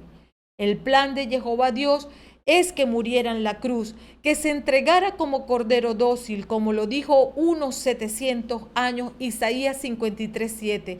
Al ser maltratado, se humillaba y ni siquiera abría su boca, como un cordero llevado al matadero, como una oveja muda ante el que la esquila. Él no abría su boca. Yeshua es sepultado en los versos del 42 al 47. Había caído la tarde y era el día de la preparación, es decir, la víspera del Shabbat del primer día de panes ácimos. Intervino José de Arimatea, miembro respetable del Consejo Supremo. Era de los que esperaban el reino de Dios y fue directamente donde Pilato para pedirle el cuerpo de Jesús. José pertenecía al Sanedrín, pero era noble, esperaba el reino de Jehová Dios, fue discípulo de Yeshua, creyó en el mensaje del reino. Probablemente no estuvo en la sesión clandestina ni participó en su condena, pero no fue discipulado por Yeshua, puesto que no dejó todo por él. Siguió siendo un hombre viejo, probablemente por su condición político-religiosa y sus múltiples comodidades. Y busca a Pilato porque había que enterrarlo antes de la noche, como lo demanda la ley en Deuteronomio 21, versos del 22 al 23. Se cumple Isaías 53:9. Se le dio un sepulcro con los malhechores y una tumba con los impíos, aunque no había cometido violencia ni había engaño en su boca. Tradicionalmente los judíos envuelven el cuerpo en una sábana blanca, en hebreo el tarijim o mortaja, y eso fue lo que hicieron con Yeshua. De acuerdo a Mateo 27, 62 al 66, los jefes de los sacerdotes y los fariseos se encargaron de asegurar el sepulcro y dejaron una guardia. Ninguna roca o ejército podría detener el poder de la resurrección de Yeshua. Esta guardia romana sirvió como testigo de la validez y autenticidad de la resurrección de Yeshua, hecho que han negado hasta hoy. Todo esto es la base de nuestra fe. Yeshua cargó sobre sí nuestras rebeliones y por su cruz hemos sido liberados, salvados y prosperados y tenemos vida eterna en él. En el pronóstico, el capítulo 16, versos del 1 al 8. Pasado el primer Shabbat de panes ácimos, María Magdalena, María, la madre de Santiago y Salomé compraron aromas para embalsamar el cuerpo y muy temprano, el primer día de la semana, llegaron al sepulcro apenas salido el sol. Estas mujeres entonces son testigos de la muerte, del entierro y de la resurrección de Yeshua, en contraste con los hombres discípulos que huyeron al ser arrestado. Yeshua. Y en contraste con Pedro, que negó a Jesús 3 veces. Y justamente ellas representan a la eclesía fiel que persevera en los propósitos de Jehová en medio de las pruebas. Para los judíos es inusual tener a mujeres de testigo, ya que en procedimientos legales la ley judía no acepta el testimonio de mujeres. Siendo estas mujeres las primeras testigos de la resurrección de Yeshua, encontraron una razón para no creer la veracidad de este relato. Sin embargo, si los evangelistas hubiesen fabricado esta historia, de seguro que no tendrían mujeres por testigos. Consecuentemente, testigos femeninos son las pruebas que muestran la veracidad de toda esta historia. Este evento se sitúa en el primer día de la semana, siendo que en el año que murió Yeshua, el primer día de Shabbat de panes ácimos cayó de viernes a las 6:30 p.m. a sábado a las 6:30 p.m. Se confirman las palabras de Yeshua en Marcos 2:28, de manera que el Hijo del Hombre es dueño también del Shabbat. Ellas tenían un problema con quién les abriría la entrada del sepulcro, pero la hallaron abierta y al entrar en el sepulcro vieron a un joven sentado al lado derecho, vestido enteramente de blanco y se asustaron. En Mateo 28, del 2 al 3, el muchacho es un ángel vestido en ropas tan blancas como la nieve, quien les dice en los versos del 6 al 7. No se asusten, si ustedes buscan a Jesús Nazareno, el crucificado no está aquí, ha resucitado, pero este es el lugar donde lo pusieron. Ahora vayan a decir a los discípulos, y en especial a Pedro, que él se les adelanta camino de Galilea. Allí lo verán, tal como él les dijo. En Mateo 28, del 6 al 8, el ángel les dijo a las mujeres, no está aquí, ha resucitado. Recuerden lo que él les decía cuando aún estaban en Galilea. Es necesario que el Hijo del Hombre sea entregado en manos de los pecadores, que sea crucificado y que resucite al tercer día. Y las mujeres recordaron sus palabras. Y este hecho es muy valioso, pues invita a las mujeres, figura de la eclesía, a prevalecer afianzadas en la palabra en medio de las pruebas. Si ellas hubiesen tenido presente las palabras de Yeshua, su postura frente a su muerte hubiese sido distinta. Probablemente organizadamente se prepararían para recibirlo de vuelta al tercer día. Habiendo recordado las palabras del maestro, ellas se ponen en camino e inmediatamente van a anunciar a los demás discípulos la resurrección de Yeshua. La noticia de que estaba vivo significa mucho para ellas. No van a dar cualquier noticia. Su rey y Yeshua, Salvador, ha vencido la muerte. Su palabra se cumplió. Control del pronóstico. Necesario es hacer hincapié en la necesidad de prevalecer en medio de las pruebas, como lo hizo Yeshua hasta el final. Allí radica la importancia de la fidelidad en la vida de un rey. El reino de Israel no prevaleció porque sus reyes se olvidaron que debían caminar en la voluntad del Altísimo Jehová.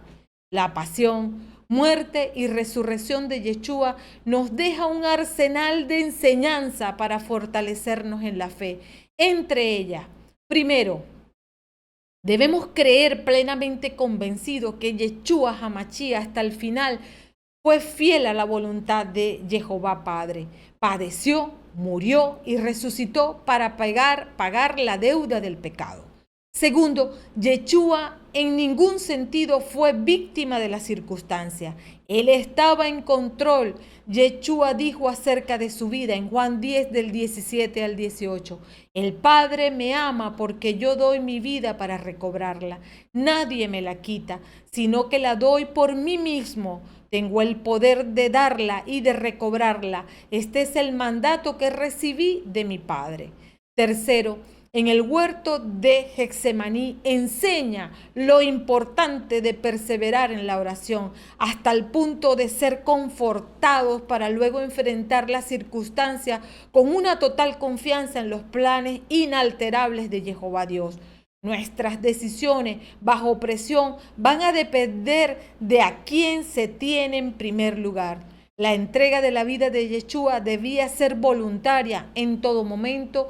Tuvo la opción de claudicar al proyecto de Jehová Dios, pero no le importó la tentación porque había decidido hacer la voluntad del Padre Jehová.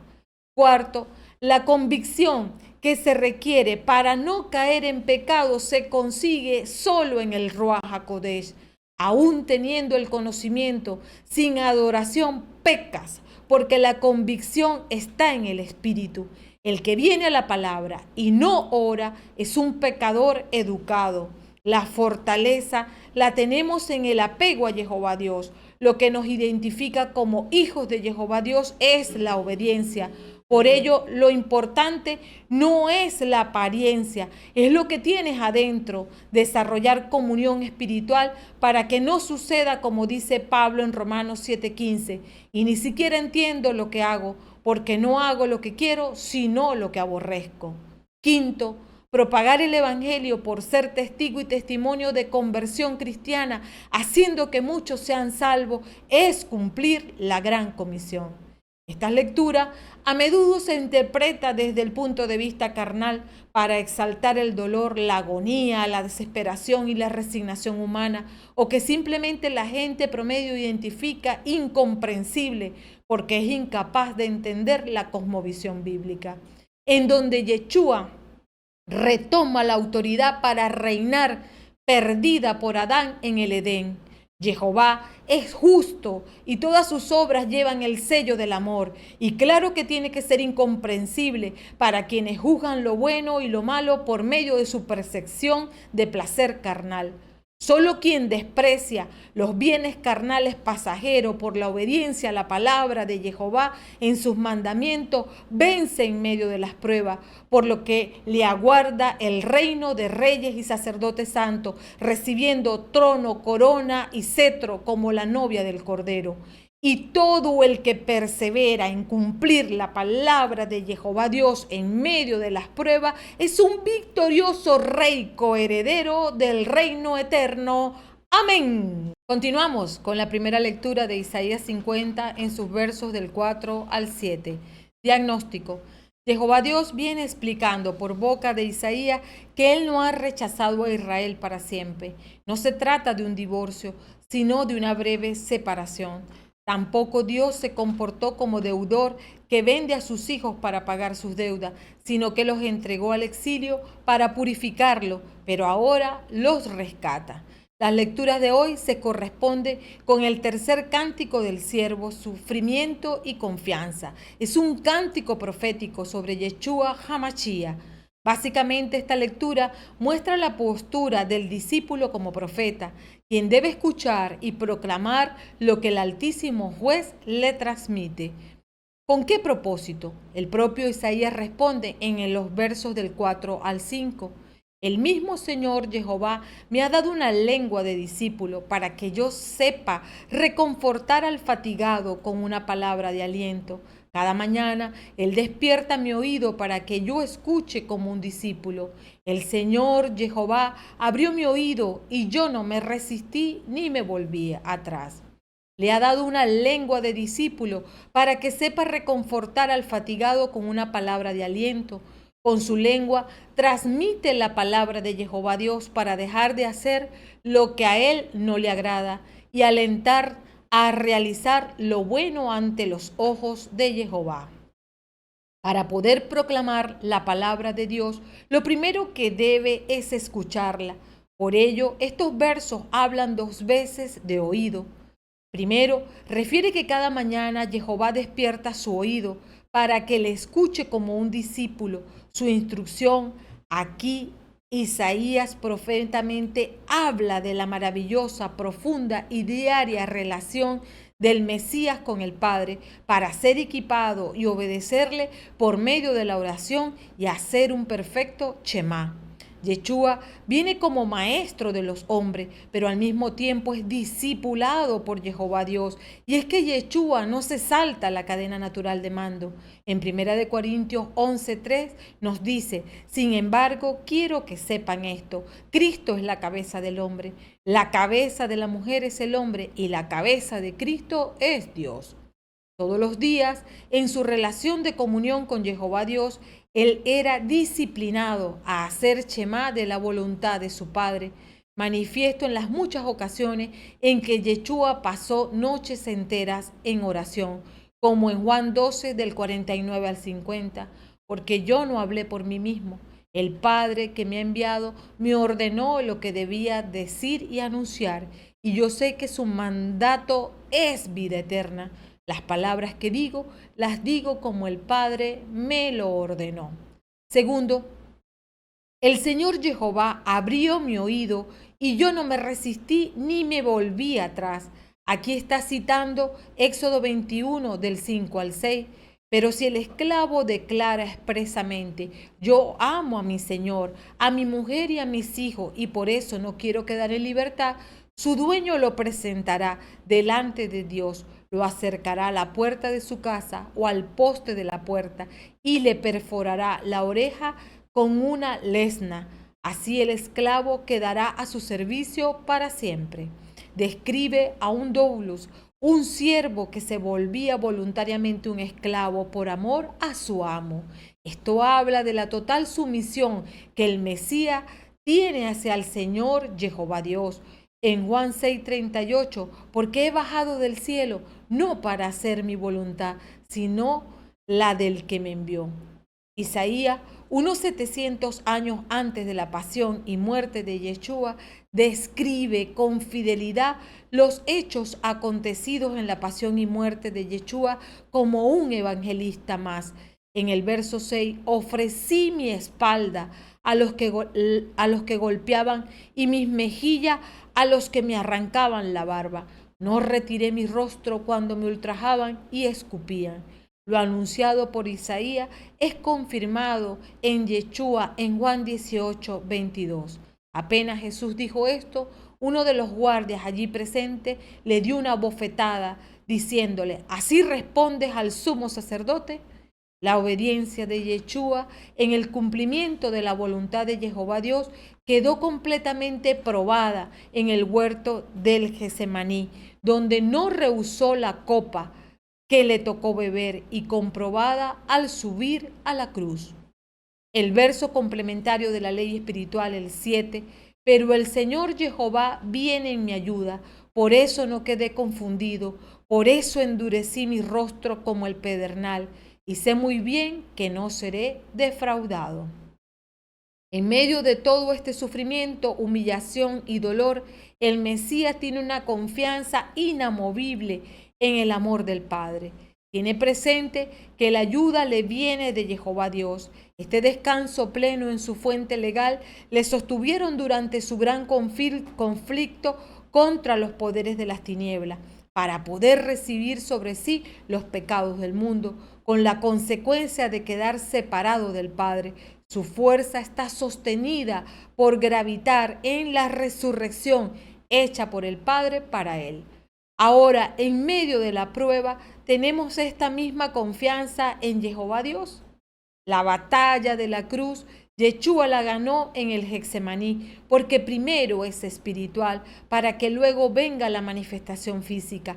Y todo ocurre en esa primera victoria en el lugar secreto, donde tu oído de dulo está presto para recibir direccionamiento y hacer Shema.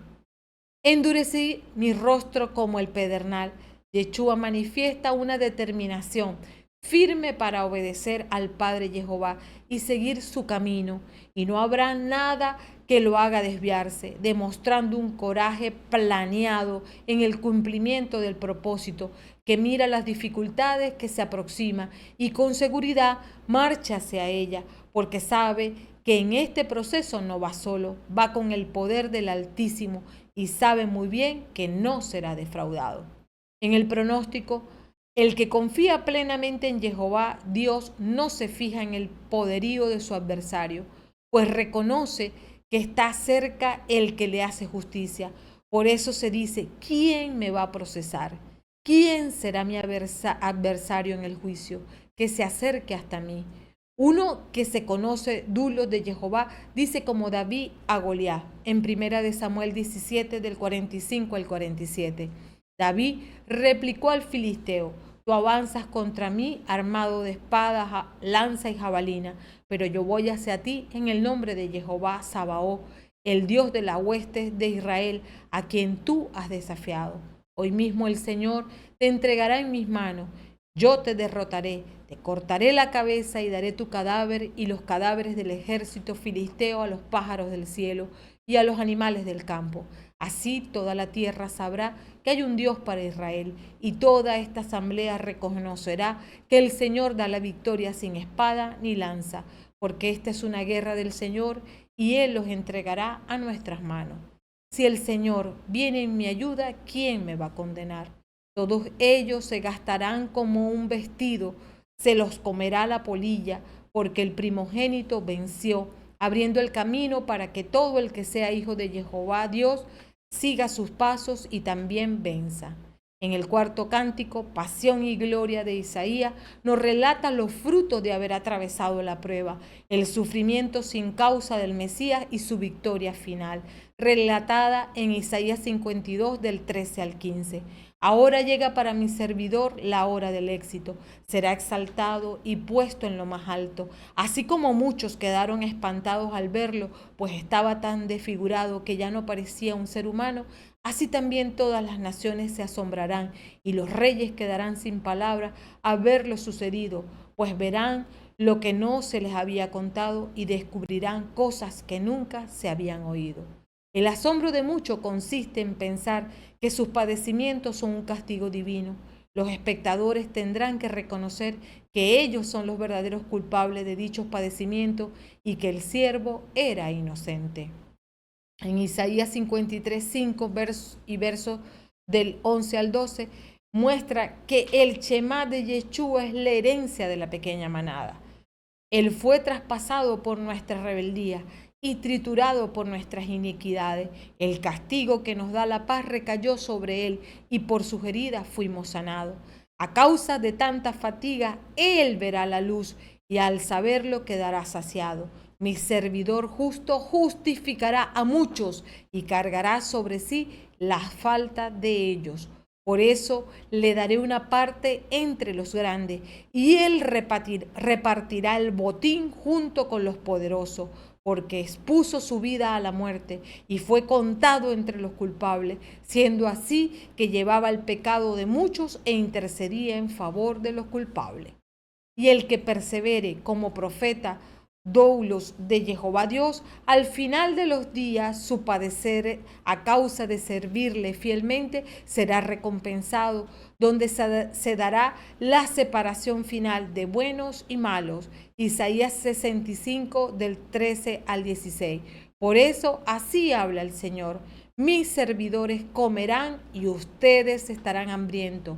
Mis servidores beberán y ustedes estarán sedientos. Mis servidores se alegrarán y ustedes quedarán avergonzados. Mis servidores cantarán con júbilo en el corazón y ustedes gritarán con el corazón dolorido. Gemirán con el espíritu desgarrado. Ustedes dejarán su nombre a mis elegidos para una imprecación.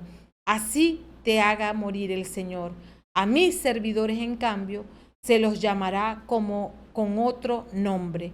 Todo el que se bendiga en el país se bendecirá por el Dios del Amén, porque las angustias pasadas habrán sido olvidadas y estarán ocultas a mis ojos. En el control del pronóstico, El discípulo como profeta transmite la palabra del Padre y esto le hace acreedor de rechazo, maltrato, persecución y opresión por parte del mundo, la carne y el demonio. Se expone valientemente a ser agredido y despojado por parte de las autoridades, mas la confianza del profeta se fortalece al meditar en que está llevando a cabo un mandato, una encomienda de Jehová Dios, quien es fiel y justo para retribuir en bendición eterna toda ofensa que se recibe por cumplir el mandato recibido con total obediencia sin excusa. El profeta, aunque camine en las tinieblas sin un rayo de luz, confía en el nombre de Yeshua y se apoya en Jehová Dios. Hechos 4 del 19 al 20. Pedro y Juan le respondieron: juzguen si está bien a los ojos del Señor, que le obedezcamos a ustedes antes que a Dios. Nosotros no podemos callar lo que hemos visto y oído.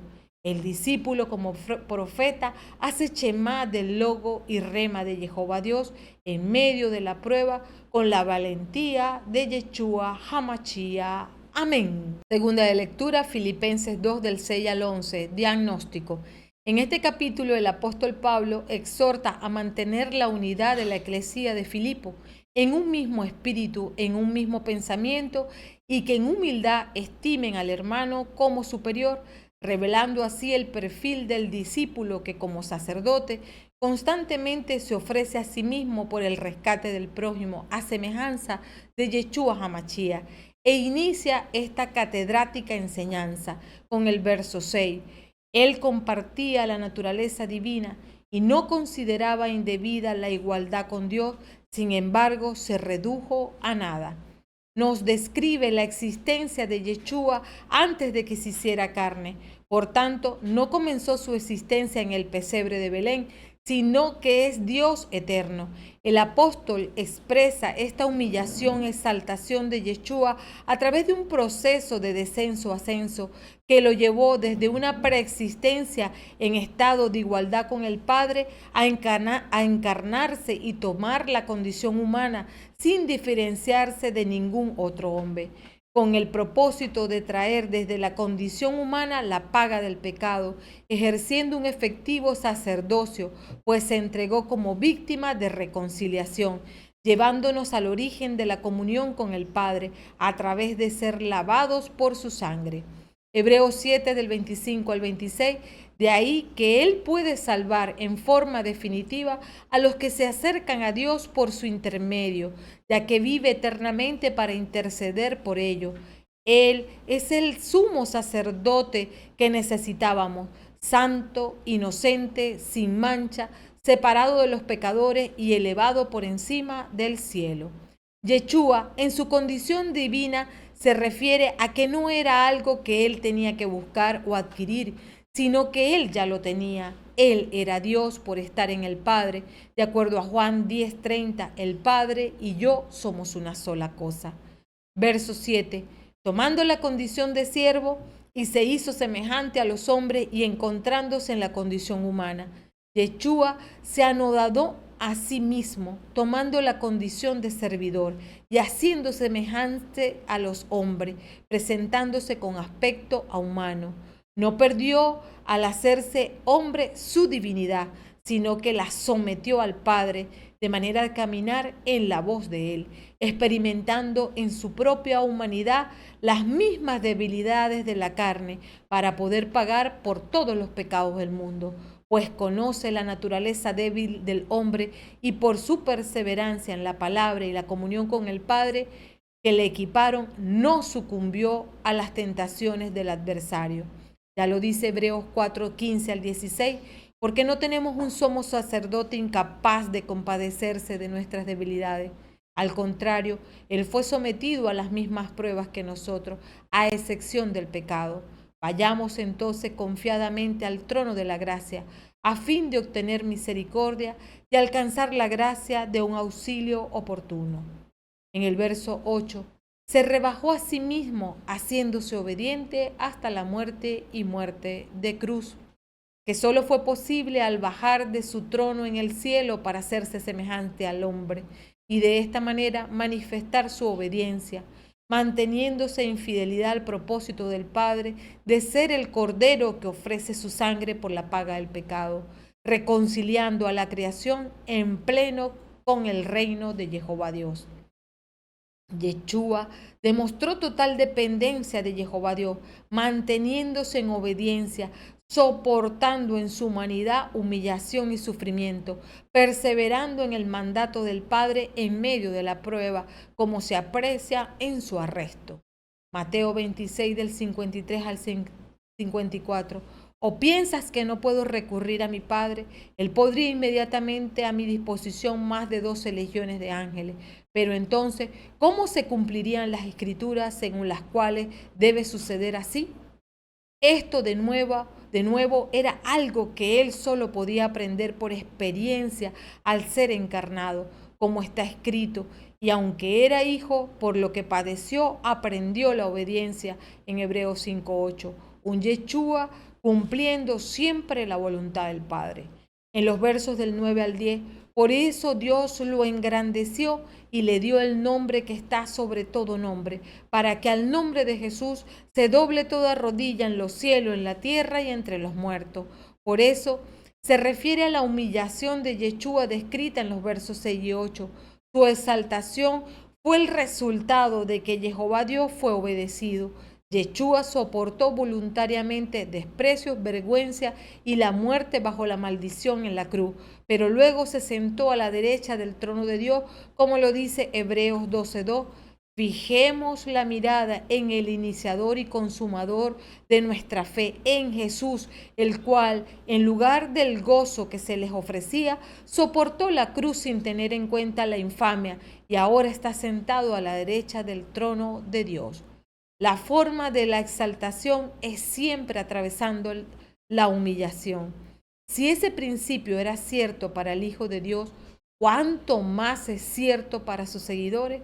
El propósito de Jehová Dios es que Yeshua sea glorificado en el universo que Él creó y que se glorifique en la tierra donde el hombre vive, donde el hombre se rebeló contra Dios. Se le dio este nombre para que lo eleve por encima de las demás seres, reflejando su esencia divina.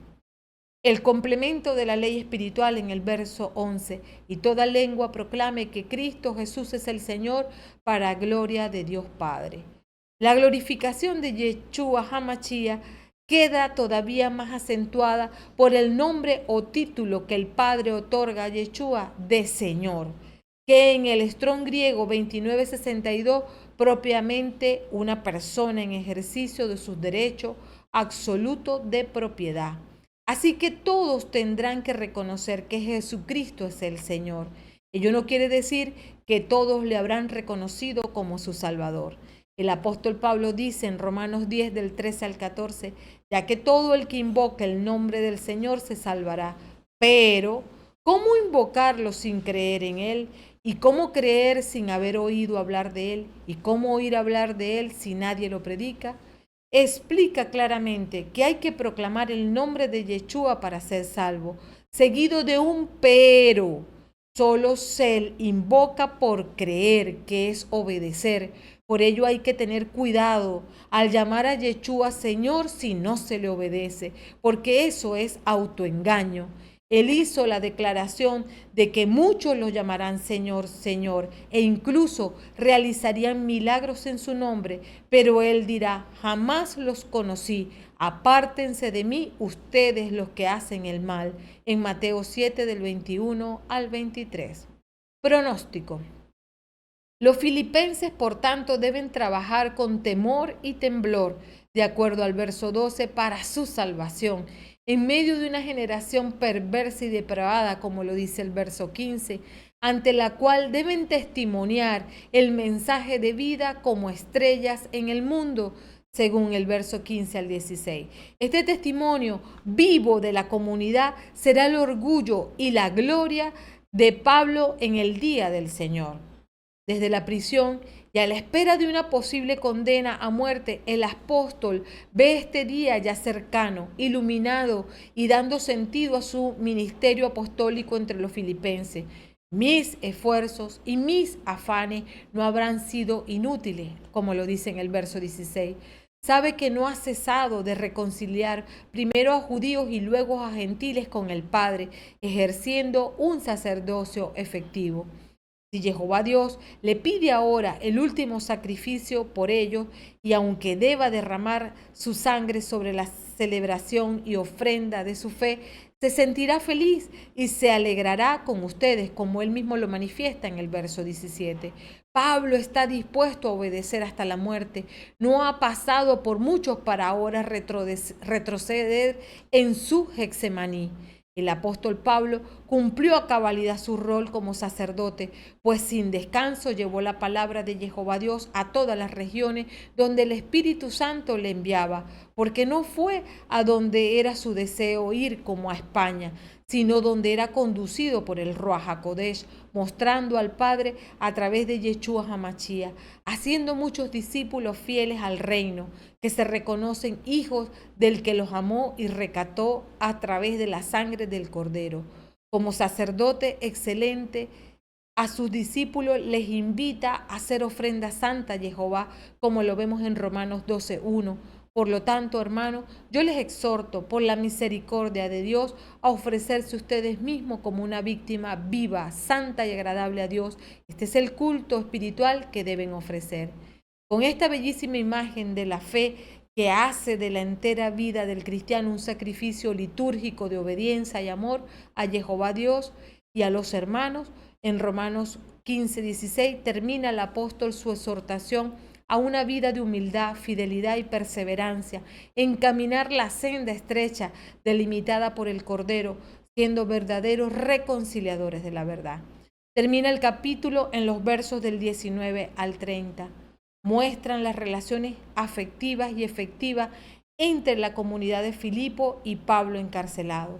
Timoteo no fue un colaborador más, sino el principal y el más fiel de todos. Frecuentemente el apóstol le envía a visitar y robustecer comunidades, un genuino ejemplo de entrega a favor de la extensión del reino, muriendo a la propia vida para que otros vivan, como lo dice 1 Corintios 4:17. Por esta misma razón les envía a Timoteo, mi hijo muy querido y fiel en el Señor. Él les recordará mis normas de conducta, que son las de Cristo y que yo enseño siempre en todas las iglesias. El segundo colaborador altamente elogiado es Epafrodito, quizás un líder de la comunidad de Filipo. Se habla de su llegada al lugar donde Pablo estaba prisionero, trayendo dinero y víveres de parte de la comunidad. Control del pronóstico. El apóstol Pablo instruye cómo Yeshua se sometió en todo al Padre, ejerciendo como mediador entre el hombre y Dios, ofreciéndose como sacrificio por el perdón de los pecados de la humanidad.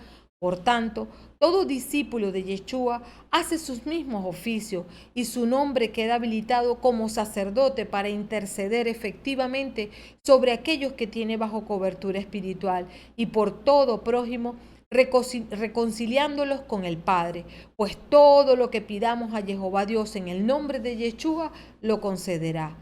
Debemos dedicar tiempo a la oración y lectura de la Biblia para conocer a Yeshua como Salvador y como doble hacerlo voluntariamente nuestro Señor, siendo obediente hasta en la tribulación. Amén. En el Salmo es el 22. Recuerden que es de los versos 8 al 9, del 17 al 18b, del 19 al 20 y del 23 al 24. Es otro salmo con el título Al músico principal sobre Al-Helet Zahar, salmo de David. Este salmo profético de David, escrito 1000 años antes de Cristo, es un tipo de joya entre los salmos. Contiene los profundos, sublimes y pesados sufrimientos de Cristo cuando agonizaba en medio de los terrores, angustia de la ira divina y la muerte que sobrepasa todo pensamiento y comprensión humana. En los versos del 8 al 9, todos los que me ven de mí se burlan, hacen mueca y mueven la cabeza. Confía en el Señor, pues que lo libre, que lo salve si le tiene aprecio. La miseria de David se multiplicó con aquellos que se burlaron y malinterpretaron su agonía. Era como si dijeran, parecía como que se encomendó a Jehová, pero todos sabemos que el Señor rescata a los que confían en Él. Parecía que se deleitaban en Dios, pero eso debe ser falso porque no ha sido liberado. Mateo 27:42, ha salvado a otros y no puede salvarse a sí mismo. Es Rey de Israel, que baje ahora de la cruz y creeremos en Él. En los versos del 17 al 18b, como perros de presa me rodean, me acorrala una banda de malvados, han lastimado mis manos y mis pies, pudieron contar todos mis huesos. La crisis de David sería suficientemente mala. Su miseria se multiplicó porque había hombres violentos y malvados por todas partes. En su muerte, el hijo de David tuvo enemigos burladores, escarnecedores, rodearon a Yeshua en la cruz y buscaron hacer peor su sufrimiento. Perros era la palabra para referirse a los no judíos, y aun cuando por gentilicio lo eran, desconocieron a su Mesías por apartarse de las Escrituras y de la comunión con el Padre Jehová. Dejaron de ser adoradores del Dios vivo e incapaces de aguardar a Yeshua HaMashiach como su Salvador. Contar puedo todos mis huesos. David examinó sus heridas y comprendió que no tenía huesos rotos. El hijo de David tampoco, a pesar de su gran sufrimiento en la cruz, no sufrió fractura de hueso. Juan anotó esto cuidadosamente en Juan 19:33. Cuando llegaron a él, al ver que ya estaba muerto, no le quebraron las piernas. En los versos del 19 al 20, reparten entre sí mis vestiduras y mi túnica la tiran a la suerte. Pero tú, Señor, no te quedes lejos, fuerza mía, corre a socorrerme. David fue tan humillado ante sus adversarios, tan impotente contra ellos, que incluso tomaron su ropa y la usaron para sí mismo. Esto se cumplió literalmente en la experiencia de Yeshua. Como era costumbre en la época, Yeshua fue desnudado para la crucifixión y los soldados echaron suerte por su ropa al pie de la cruz. En el verso 23, yo hablaré de tu nombre a mis hermanos, te alabaré también en la asamblea. El panorama de desolación y angustia cambia, y en virtud de la liberación efectuada por el Señor, el salmista está deseoso de alabar, anunciar el nombre de Dios y derramarse en gratitud.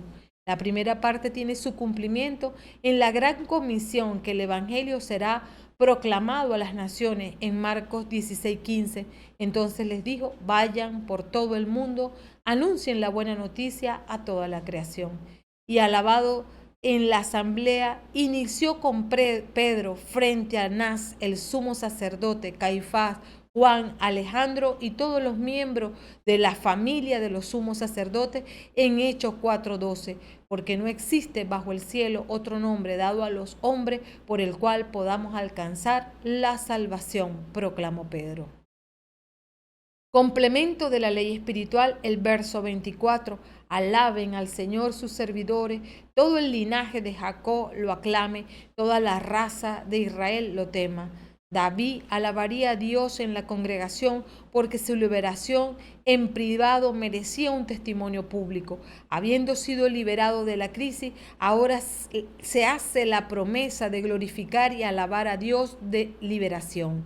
El mandato es alabar, glorificar y temer al Señor. Este verso se proyecta al reinado universal de Dios y a los efectos para la posteridad y para todas las naciones del sacrificio de Yeshua. Lo que inició con un clamor desesperado culmina con un triunfo de consecuencias eternas. Apertura con la agonía de David, pero cierra con el reinado del Mesías para todas las naciones. Conclusión. Por obedecer las Escrituras, leemos el Evangelio con gozo y júbilo, viendo en ellas el cumplimiento profético de las fiestas de Jehová que nos muestran la cosmovisión bíblica, y al celebrarlas, el plan de salvación se nos revela con mayor claridad, pudiendo comprobar cómo las profecías se cumplieron con enorme precisión en la primera venida de Yeshua HaMashiach. Es así como Él fue el Cordero de Dios que quita el pecado del mundo, de Juan 1:29, siendo sacrificado como el Cordero de la Pascua. Yeshua es el pan sin levadura que da vida en Juan 6:51. Yeshua resucitó y ascendió al Padre para presentar la ofrenda de los primeros frutos, de acuerdo a 1 Corintios 15:20, cumpliendo así el rol de sumo sacerdote que presentaba las primicias durante las fiestas de panes sin levadura de Levítico 23:11. Yeshua anuncia antes de su muerte que es necesaria para que el Padre envíe su Ruaj HaKodesh en la fiesta de Shavuot, en Juan 16:7, con el cumplimiento después en Hechos 2. Por celebrarla, entendemos cómo debemos prepararnos para el cumplimiento profético de la fiesta de otoño en la parusía, como adoradores que obedecen y sirven en medio de las pruebas. Amén.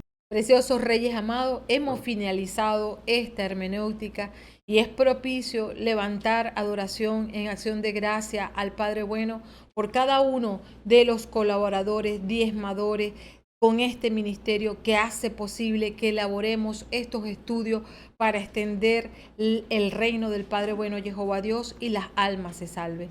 Por eso decimos llenos de gozo y de júbilo: gracias, Padre Santo bueno, por cada uno de ellos. Sé tú, Padre Santo bueno y fiel, quien les provea de manera sobrenatural y extravagante todo recurso espiritual y material para que en ellos sobreabunde tu gracia, Padre Santo, para que sean equipados de poder, carácter y puedan atravesar cualquier tribulación y cualquier circunstancia sin desfallecer porque tienen la mirada puesta en ti. Sosténlos a salvo, Padre Santo bueno y fiel. Sé tú quien les marques el camino. Sé tú, Padre Santo, quien haga un cerco efectivo alrededor de ellos con la sangre del Cordero sin mancha para que vivan a salvo. Sé tú, Padre Santo bueno, quien llenes de provisión material todas sus alacenas, todas sus cuentas bancarias, de tal manera que teniendo bastante puedan compartir con los hermanos de la fe y puedan hacer unos que participen en la extensión del reino con cada uno de sus recursos. Bríndales, Padre Santo, el auxilio oportuno para que vivan como clanes consagrados a ti, para que vivan amándote a ti como único Dios que hay sobre todas sus demás pertenencias, que nunca las bendiciones que tú le otorgas, Padre Santo, estén por encima de ti. Padre Santo de la gloria, te doy gracias porque sé que no dejas sin escuchar la oración que hacemos a tu trono. Y por eso desde ya te doy gracias por el cumplimiento en darle a cada uno de ellos lo que te he pedido. Y que te lo pido, Padre Santo, en el nombre de Yeshua HaMashiach, de quien soy y sirvo. Amén, amén y amén.